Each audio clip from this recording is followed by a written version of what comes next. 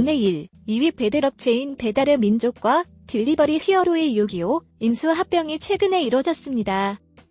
배달의 민족과 요기요의 합병은 독점일까요? 아님 배달업계의 혁신일까요? 한국소비자단체협의회에 따르면 국내 배달앱의 시장은 배달의 민족이 55.7%, 요기요가 33.5%, 배달통이 10.8% 순이었습니다. 배달의 민족과 요기요의 점유율이 무려 89.2% 달하고 업계 3위인 배달통도 딜리버리 히어로 소유라서 사실상 국내 배달앱 시장 점유율은 딜리버리 히어로가 거의 100%를 차지합니다. 이재명 경기지사는 페이스북에 독과점 배달앱의 독과점 횡포가 시작되고 있다며 독과점 횡포에 맞서 공공배달앱을 개발할 것이라는 공개적인 비판을 하기도 했습니다. 독과점뿐만 아니라 수수료 인상 문제 또한 사회적인 이슈가 되고 있는데요. 배달의 민족이 4월부터 광고 정책을 전체적인 개편을 진행했습니다. 그간 점주들로부터 일정액 광고비를 받아왔지만 새롭게 오픈 서비스 제도를 도입하면서 매출 대비 일정 비율이 수수료 체계로 전환하겠다는 방침입니다. 하지만 점주들은 이번 배달의 민족 수수료 개편이 결과적으로 광고료 인상 효과를 빌려오는 꼼수 정책이라며 반발하고 있습니다. 개편된 수수료 정책은 앱 화면 상단에 노출되는 오픈리스트가 오픈 서비스로 바뀌고 중개 수수료는 기존 6.8%에서 5.8%로 1%포인트 내립니다. 오픈 서비스로 인해 기존의 월정액 광고인 울트라콜은 하단으로 내려가게 되고 자영업자들 사이에선 오픈 서비스를 이용하지 않고는 경쟁할 수 없도록 시스템을 만들어 놓은 상황에서 중개 수수료가 1% 낮아진 건 큰 의미가 없다고 말하고 있습니다.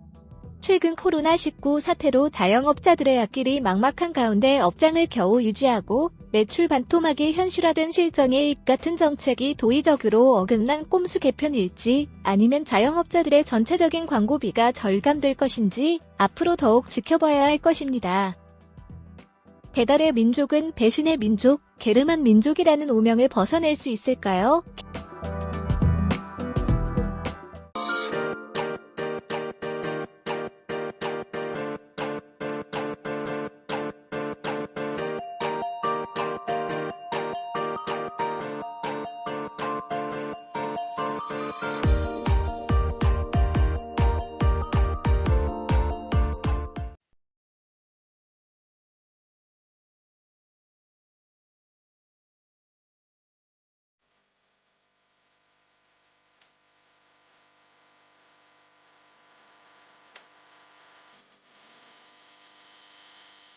독점 기업은 가격을 한계 비용보다 높게 설정합니다. 소비자의 입장에서 높은 가격은 좋은 일이 아니지요. 그러나 가격이 높으면 기업은 이익을 더 남기므로 기업 소유자의 입장에서는 좋은 일입니다. 소비자에게 부과되는 비용보다 기업 소유자에게 돌아가는 이득이 커서 독점이 사회적으로 바람직한 현상이 될 수 있을까요? 선의의 사회계획가가 경영하는 독점 기업이 있다고 가정합시다. 선의의 계획가는 기업 이윤뿐만 아니라 소비자가 누리는 편익에도 관심이 있습니다. 따라서 이 계획가는 경제적 총익률을 극대화하고자 합니다. 총익률은 소비자 잉여와 생산자 잉여의 합이지만 이는 다시 소비자가 누리는 총효용 가치에서 생산비를 뺀 나머지와도 일치합니다. 경제적 잉여를 극대화하려는 선의의 사회계획가는 수요 곡선과 한계 비용 곡선이 교차하는 점의 생산량을 선택합니다. 선의의 사회계획가가 독점 기업을 경영한다면 수요 곡선과 한계 비용 곡선이 교차하는 점의 가격을 선택함으로써 효율적인 결과를 얻고자 할 것입니다.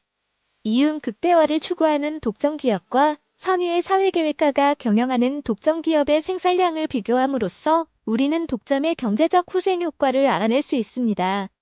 독점 기업은 가격을 한계 비용보다 높게 설정하기 때문에 재화의 생산비보다 지불용이가 높은 소비자 중 일부가 소비를 못합니다. 따라서 독점 기업의 생산량은 사회적 최적보다 적습니다. 독점에 의해 초래되는 경제적 순손실은 수요 곡선과 한계 비용 곡선 사이에 붉은색으로 표시된 부분입니다.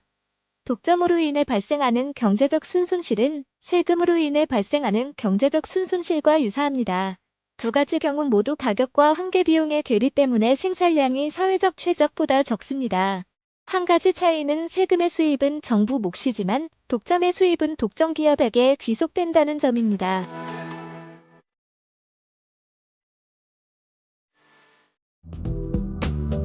경쟁 시장의 기업과 달리 독점 기업은 자원을 효율적으로 배분하지 못한다는 사실을 살펴보았습니다. 이러한 독점 문제를 해결하기 위한 정부 정책은 다음 네 가지로 정리할 수 있습니다.